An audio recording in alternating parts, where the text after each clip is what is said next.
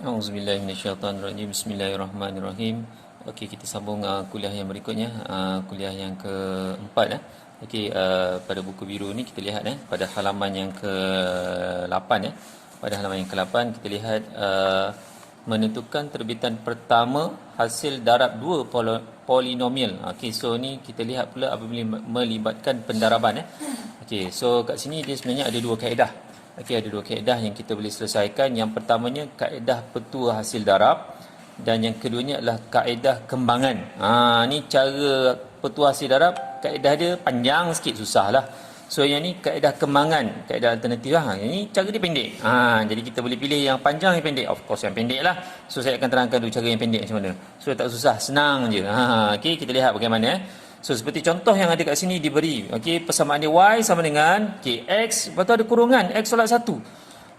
Jadi macam mana nak kena buat ni? Okey. Macam mana yang nak kena buat? Jadi kita tak boleh buat pembezaan terus. Okey, kalau ikutkan saya punya petua tu, saya menggunakan kaedah menggunakan kuasa sedekah berganda, betul tak? Jadi kat sini tak boleh sedekah lagi, bang.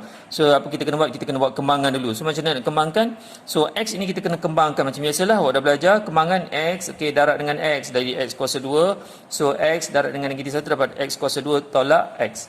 So dia akan jadi begini. So y sama dengan x kuasa 2 tolak x. Okey, bila dah jadi begini, dah kembangkan, dah siap, barulah kita buat dy per dx. So maka macam mana buat dy per dx? Okey. So tadi x kuasa 2, yang kuasa 2 ni ini baru ada kuasa, ini baru ada kita katakan dia punya kuasa ni. So kuasa sedekah berganda. Okey, jadi kita berganda, kita pun berganda, buat 2 ni tarik pergi depan, darab dengan 1, so dapat 2x. Okey, so tadi kuasa dia berapa? Kuasa dia 2. Okey, sedekahlah bang, tolak 1. So dapat tolak 1, 2 tolak 1 dapat 1. Kat sinilah. So kuasa 1 ni nak tulis boleh, tak nak tulis pun boleh. Dapatlah 2x. So kat sini x sahaja. So x kat sini sahaja, kalau ikutkan dia kena sedekah, dia jadi kat sini jadi kosong lah.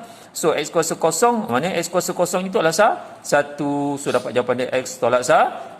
So siap. Okey, saya akan terangkan dulu untuk menggunakan kaedah kembangan. Ni cara mudahlah.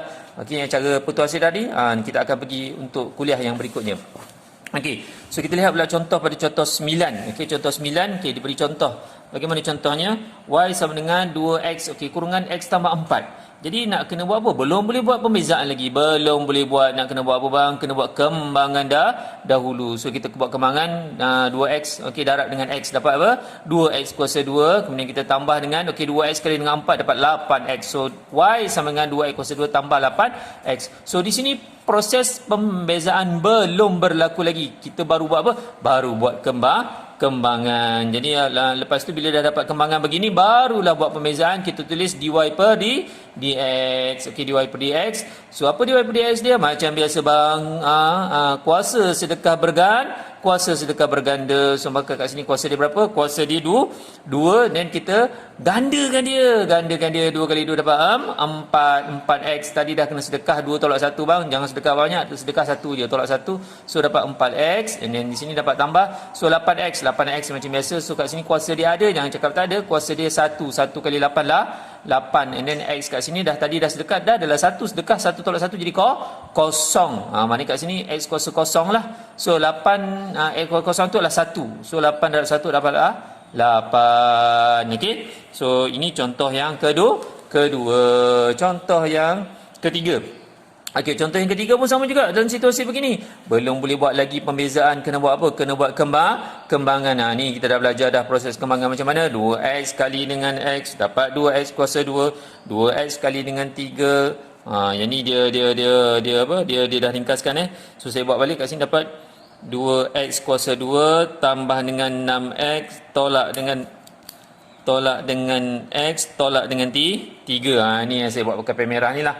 Okey, and then saya permudahkan, dia dapat 2x kuasa 2 tambah 5x tolak 3. So belum buat lagi pembezaan. Ini kita baru buat apa? Kita baru buat kembangan. Dan dia punya dy dx dapat macam mana? Dy dx macam biasa, kuasa sedekah berganda.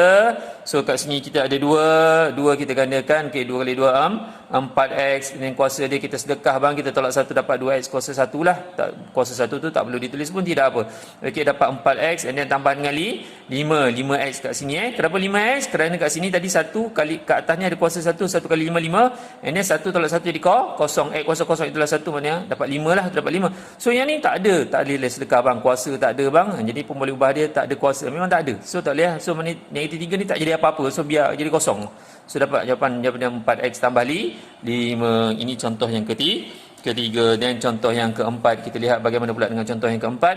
So kita kembangkan lagi, x kuasa 2 darab dengan 3x. Nanti kita akan dapat, okey, so kita akan dapat x kuasa 2 darab 3x dapat 3x kuasa 3.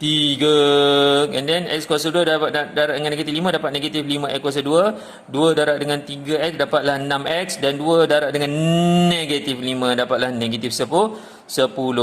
Okey. And then ini belum lagi pembezaan. Ini baru kembangan. Dan kita bezakan. Macam mana nak bezakan?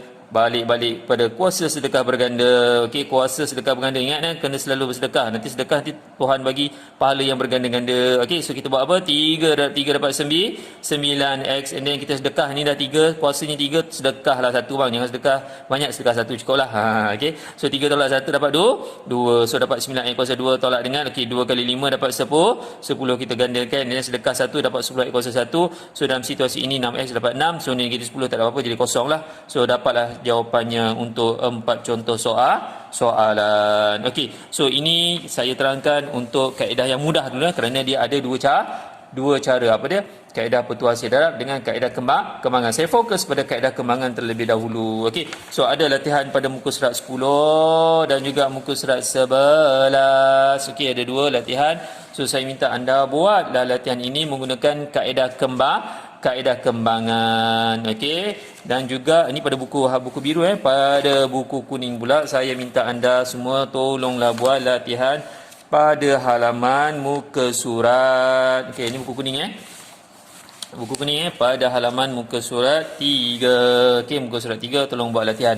Okey, so ini latihan yang keempat bagi kuliah yang keempat. Sekian, kalau ada masalah boleh tanya saya.